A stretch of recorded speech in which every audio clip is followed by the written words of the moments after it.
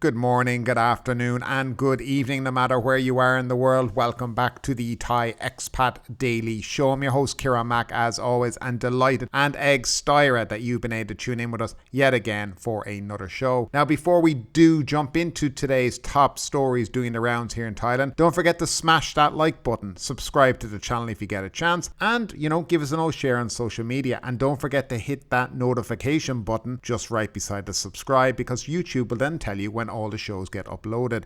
Now, if you like listening to us on a podcast player, there's a link down below in the description.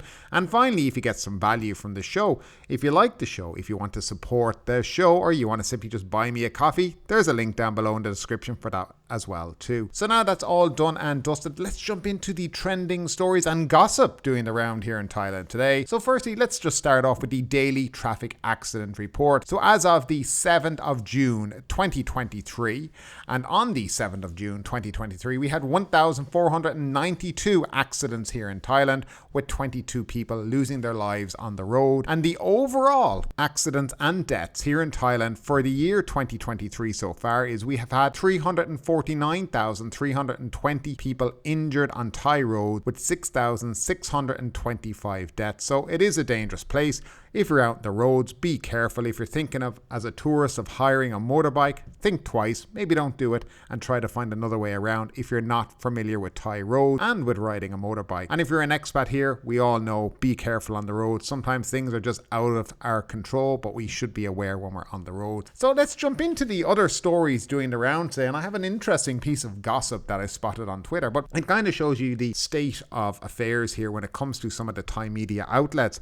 It's in relation to a very prominent blogger, and I think a lot of you guys would know Richard Barrow. He is a travel blogger, and during the COVID-19 pandemic, he brought us a lot of relevant and important updates on Thai government information and entry and exit into the country, and all the things that really we needed to know as expats when trying to get back into Thailand. He's amassed over 200,000 followers on Twitter, and well done to him. I think he does a great job in what he does. He's currently now kind of on a bit of a train buzz, and I think it's quite an interesting topic that he covers. But nevertheless, there was an interesting story and development on Twitter last night when Richard posted a picture that he had taken and had put on his website of the new monorail, the yellow line that had opened up here in Bangkok. And he had posted up, he said, well, spot the difference, because what had happened was he had found his post, or his picture had been taken by the Tiger News, and they had removed the watermark of it and a couple of weird little things like the number on the train and the exit letters on an exit sign, and posted it as their own on their own Twitter feed, with a story attached to it about the yellow line opening up. So Richard questioned this and just said, basically, well, you've taken my picture. I don't really mind people going out of their way and using my stuff as long as you give me credit for it. So, in other words, credit where the photo came from, Richard Barrow, etc. And he asked the Tiger News in a tweet, just apologise and whatnot. Well, later on that evening, what seemed to have happened was they took his picture down. They replaced it with another picture that they took from another website, ASEAN Now, and they'd give credit to that. And then what they proceeded to do was block Richard Barrow on Twitter. Now, for a news organisation such as the Tiger, to do something like that to a person, firstly, who's done nothing wrong, who's not said anything rude against you, because you can go online and see his tweets. He was simply asking you guys, credit him for using his photo, which it's clearly his photo, by the way. Very clear it's his photo. And instead of apologizing and saying, you know what, we're in the wrong, we're sorry, Richard, credit is to Richard Barrow for this, they decided to go the other way. They decided, as a news organization, you should believe in free speech. Okay? I mean, their actual catchphrase is join the conversation. But apparently there's no conversation if they do something that they shouldn't really be doing. And this is prevalent here in Thailand with a lot of news organizations, particularly the Tiger, who seem to like blocking people for anything they just disagree with. There seems to be somebody who's either in charge of social media that has very thin skin and takes everything personally. For me, if you do something wrong in that kind of respect, then you should apologize and you should say, you know what, Richard, we're wrong. And we're sorry we did that. Credit where credit is due. The picture is not ours, and move on. But instead what they did was, well, they managed somehow to continue to make it worse by blocking the man. And I find that completely wrong. And I find it completely wrong by a news organisation to do that. But it's not the first time they've run into problems. I think they had issues with the Thai Inquirer for, using their articles without permission and certainly not crediting them when they did that. So these kind of things are a bit silly. I think cooler heads should prevail here, and I think the Tiger should come out and just say, we shouldn't have taken your picture and used it. We're really sorry, and we shouldn't have blocked you. But I doubt that will ever happen, because that would involve people having to actually apologise and admit that they're wrong. But I'd love to know what you think about it all down in that comment section. Now, moving along to the first story of today. Pita admits transferring 42,000 ITV shares to other family heirs. Now, this is the story about the Move Forward partner, Pita Limjaroenrat. He was discussing on Tuesday that he has allocated 42,000 shares in the ITV company. He inherited them from his late father to other heirs to preempt any attempt to revive the media company as a political ammunition. The embattled prime ministerial candidate is accused of holding a stake in a media company in violation of the election law, which forbids electoral candidates from owning a media firm or holding shares in such company, the penalty for which is disqualification. In his Facebook post on Tuesday, Pita claims that the shares he inherited do not have any economic value after ITV was delisted from the Thai stock market by the Thai Stock Exchange of Thailand in 2014. He also said that ITV is no longer a media company after the Office of the Permanent Secretary of the Prime Minister's Office revoked the contract with ITV to operate on the UHF TV spectrum on March 7th. 2007 and designated the Public Relations Department to operate on that spectrum instead. The license was subsequently transferred to Thai PBS. Pita claims that in 2022, the balance sheet of ITV, which was submitted to the Department of Business Development for consideration, there was a suspicious change in the core business of ITV from finance to TV and media advertising, despite the fact that ITV has ceased to be a media firm. Due to these unusual occurrences, he said he decided to consult other heirs and decided to divide the shares among them, adding that the share transfer was not done with the intention to escape accountability. The Move Forward party leader said that he is ready to defend himself to the Election Commission regarding the ITV share controversy without being distracted from his work. And that's a bit of an update on the whole issue of the shares, because if found guilty, he would be disqualified as an MP and also disqualified as the Prime Ministerial candidate for Move Forward Party. And as they haven't nominated a second person, well, that would be the last of the Move Forward Party being able to have somebody as Prime Minister. It does seem a bit silly that he has not been able to sort this out well before he decided to run for Parliament and run to be the Prime Ministerial candidate. The exact same thing happened to the previous leader and the person who's bankrolled the Move Forward Party back in 2019 when the party actually was dissolved. They used to be called the Future Forward Party. It got dissolved and they reformed as the Move Forward Party. It does seem very silly that people of this wealth, of this knowledge, who've seen it happen before, who know that people will be gunning for them if they do well, we're not prepared, and I'm very surprised by this. But, I mean, maybe we'll see this resolved behind closed doors. It doesn't seem that way. It does seem that they're out to get him. And if I were to call it, I could see this going to the Constitutional Court, and I can see him being disqualified because, as I said previously, we all know that the Constitutional Court and other courts within this country have been pretty much installed via the junta back in 2014. So we'll see where it goes. We'll keep an eye on it. And, of course, without a quick changeover here in the government, I think we're going to have choppy times here in Thailand over the next few months.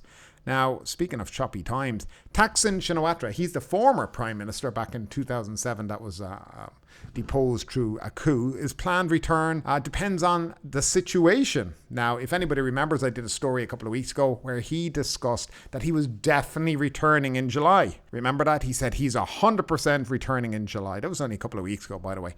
But that's all kind of changed a little bit. Former Prime Minister Thaksin Shinawatra still plans to return in July, but when this will actually happen depends on the situation in the country, his daughter Paetongtarn, Shinawatra said on Wednesday. Thaksin was making progress in preparing for his return, and this might include liaising with the relevant government agencies, Ms. Paetongtarn said at a Phut party headquarters. Her family was also preparing for his return in terms of convenience and safety, she noted. Many forms of reception are also being prepared because it is not known what will be required or happen, she said. The family also awaited Thaksin's instructions on what else should be done in readiness for his return, said Ms. Paetongtarn, leader of the Phut family. For the time being, the schedule of his return remains unchanged for July. However, it also depends on the political and national situation, she said. His return is important. I'd like him to return when the timing is good and free of conflict. Suitability is a priority. Upon his return, Thaksin would enter the justice system regardless of what government is in power, she said. Thaksin was overthrown by a military coup on September 19, 2006, while he was overseas. He has since lived in self-imposed exile except for a brief visit to Thailand in 2008. During his absence from the country, the Supreme Court's Criminal Division for holders of political positions sentenced him to a total of 12 years imprisonment in 4 cases. In the first case, the court found him guilty of abuse of power in his then-wife Ung-ing Jaman's purchase of state-owned land in Ratchapisek area for less than the market value. In October 2008, he was sentenced to 2 years in prison. The 10-year statute of limitations on that court ruling expired on October 2018. In the second case, Thaksin was sentenced to 2 years in prison after he was found guilty of malfeasance in a case concerning the 2- and 3-digit lottery. In the third case, Thaksin was handed down 3 years in prison for abusing his position by authorising loans totaling 4 billion baht to Myanmar by the Export-Import Bank of Thailand. The loans were used to buy equipment from a telecoms firm owned by his family. In the fourth case, the former Prime Minister was sentenced to 5 years in prison when the court found him guilty of using nominees to hold shares in Shin Corp. The law prohibits any political office holder from owning shares in a telecommunications company. The statutes of limitation for the court's decisions of the second, third and fourth cases have not expired. So whether or not he will actually return is up in the air. Personally, I just can't see him returning to go back to prison. I just can't see it. He's lived since 2008 out of the country. I just don't see him coming back to face time. Why would he come now as well?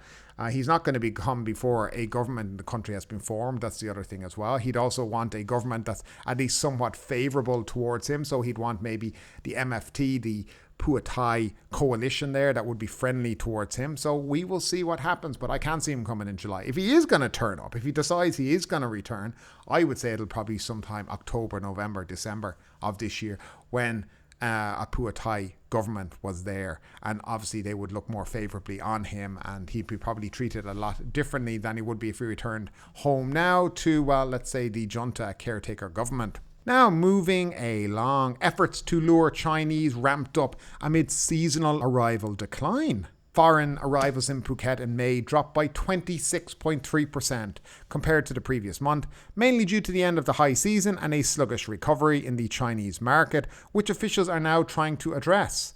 Despite this decline, overall visitor numbers comprise about 2/3 of the pre-pandemic levels, indicating a steady recovery in Phuket's tourism sector. According to the June 1st report by the Phuket Immigration, direct international arrivals to Phuket Airport in May totaled 224,357 visits, marking a 23.3% drop from 304,485 visits in April and 38.3% drop from visits in March. However, these figures align with the expectations set by the president of the Phuket Tourist Association, Tenet Tanpikai, who predicted approximately 50% of pre-COVID levels during the current low season. In fact, when compared to the May 2019 figures reported by C9 Hotel Works, this May numbers are even higher, accounting for around 67 to 68% of the visitors' volume recorded 4 years ago. In May 2019, Phuket Airport registered 592,000 visits, of which approximately 313,000 were international arrivals. It is important to note that Phuket Immigration Report for May 2023 only includes direct arrivals, meaning passengers passing through passport control on the island. It does not account for the significant number of indirect Phuket arrivals, which are travellers who fly through Bangkok and clear immigration at Suvarnabhumi Airport. Now, the top 5 countries by direct arrivals in May were as follows: China with 37,949, Russia 26,624, Australia 19,828, India 19,783, and finally Malaysia 12,918. However, these numbers reflect a decline in arrivals from all key markets in May. Chinese arrivals dropped by 18%, visits from Russia plunged by 58%, and visitors from India decreased by 20%. The markets of Russia and China, India and Australia were the largest throughout the entire 5-month period of 2023, according to Lerchai Wangtrakdui, director of the Tourism Authority of Thailand's Phuket office. Now, in an interview with the Bangkok Post, Mr. Lerchai stated that Phuket had welcomed over 6 million international tourists from January to May 23, with Russians comprising the largest group among them. He added that with the onset of the rainy season, there may be a slight decline in the number of international visitors. So overall, things are getting a little bit better in Phuket, though obviously a decline. And I can't believe that anybody is surprised that there's been a decline in actual Phuket numbers here. It's low season, it's raining, the weather is crap. I heard a friend of mine was telling me he had guests come to one of the hotels that he takes care of, and they stayed 2 days and returned back to their country of Germany because it was raining. Now, obviously, they didn't do their research and their due diligence on checking the weather, and they'd come on holiday to Thailand only to realize that it was raining here, and nobody told them that it was raining, and they were very disappointed. And then they returned back to Germany 2 days into a 14-day holiday. A bit silly, but I guess people expect that Thailand's going to be, beautiful all year round, which is obviously not. I mean, actually, this month so far has been very, very wet here in Thailand. June has also started off the exact same way as May left off. So it is going to be wet. If you're coming here to Thailand, if you're planning on a holiday, do your research before you come. Don't expect that everybody's meant to tell you everything about the country before you leave. A lot of people book through travel agents and whatnot and expect them to tell them and spoon feed them all the information. When you set out to travel somewhere far from your home, it's always good to check on the internet. What's the weather like in June? What's the weather like in May? It's a very simple thing to do. I find people expect information now rather than to do their own research. If you even look at a lot of Facebook groups, you see people on these travel Facebook groups, especially for Thailand, the answers to the questions could be easily found if they just Googled it, but instead they just post it on a page and hope somebody will just give them the information. A little lazy at times, but I guess we're all guilty of doing something like that. Nevertheless, let's move on to the next story, and it's about some tourists who are in a burning bus. Tourists flee burning bus on expressway. Polish tourists fled to safety as a double-decker bus taking them to Ayutthaya burst into flames and was destroyed on an expressway in Bangkok's Chatuchak district on Wednesday morning. The white and red tour bus was carrying 15 tourists from Poland and their Thai guide. There were no injuries reported, but many passengers lost their luggage in the fire. The bus burst into flames while outbound on the Sirat Expressway above the central bus terminal near the exit to Kampang Pet 2 Road at about 7:55 a.m. Fire trucks and crews and an expressway rescue team were rushed to the scene. They took about 20 minutes to put out the fire. By then, the bus was totally gutted. The fire caused heavy traffic congestion in the area. The bus driver, Kunchit Kammani, 46, said he had picked up the 15 tourists and their tour guide at the Bangkok Palace Hotel in Makasan area. They were going to Ayutthaya province. A short time later, while outbound on the expressway, he saw smoke coming from a luggage compartment and there was the smell of something burning. He immediately parked the bus on the left-hand side of the expressway and got out to check. All passengers were asked to leave the vehicle immediately. Mr. Kunchit said he managed to remove some passenger bags from the bus before it burst into flames and he was forced to retreat. The bus was totally destroyed. Police were investigating the cause of the fire. And well done to the bus driver here. I read in another article that actually it was because of him that nobody got injured, and his quick thinking and noticing the smoke coming out. And I guess this is why nobody was injured. And actually, it's a great thing that nobody was injured. And finally, all taxis are welcome at Rasada Pier after turf war hits the spotlight yet again. Any legally registered taxis is now welcome to pick up passengers at Rasada Pier in Phuket's main marine gateway to Phi Phi Island and the location of the most recent episode in the island's taxi turf wars. A sign announcing the absence of exclusive rights for this area were posted at the terminal on June 5th, just 2 days after foreign tourists were ordered to exit an external van that they had booked through a mobile app on June 3rd. While the tourists were eventually allowed to continue their journey on an external vehicle, Phuket Land Transport Office Chief Acha Bukhan has pledged to find a long-term solution to the issue.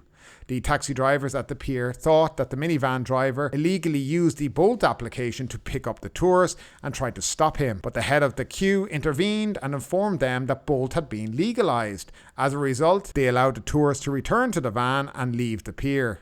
Following the incident, officials, including representatives from the police and the military, visited the pier and conducted a meeting with the drivers who have a concession with the ferry operator.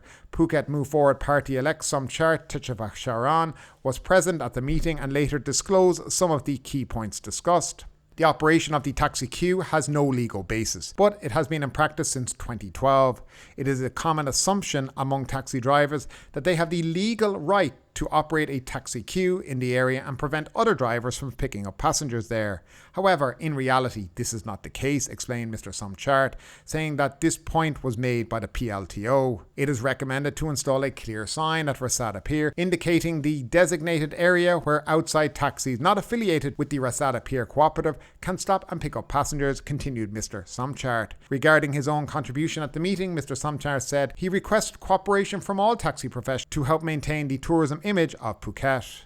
And for people wondering who live here in Phuket, because Phuket is different than other parts of Thailand, they only allow certain apps to work here. The following apps are allowed here in Thailand. I just want to be for people so it's confirmed. Hello Phuket, Bonku, Asia Cab, Grab, Robinhood, AirAsia Super App, and now Bolt. These are the legal taxi apps that are allowed to be used here on the island of Phuket. They should be allowed to pick up anywhere, apparently, except the airport for some reason. If you do request it at the airport, they will not go into the airport. They will stay outside, and you will have to walk from the departure terminal out to the front on the main road to get the app taxi that you had booked. But that's how it works. Currently, I know that the Move Forward Party MP-elect is hoping to get this cancelled so that anybody can pick up at the airport, which would be the normal way a lot of airports work, but we'll see if that ever happens and where that leads to. But that is it for today, guys. Thanks again for tuning into the show. Have a great day, and we'll see you tomorrow morning. Thanks again, and take care.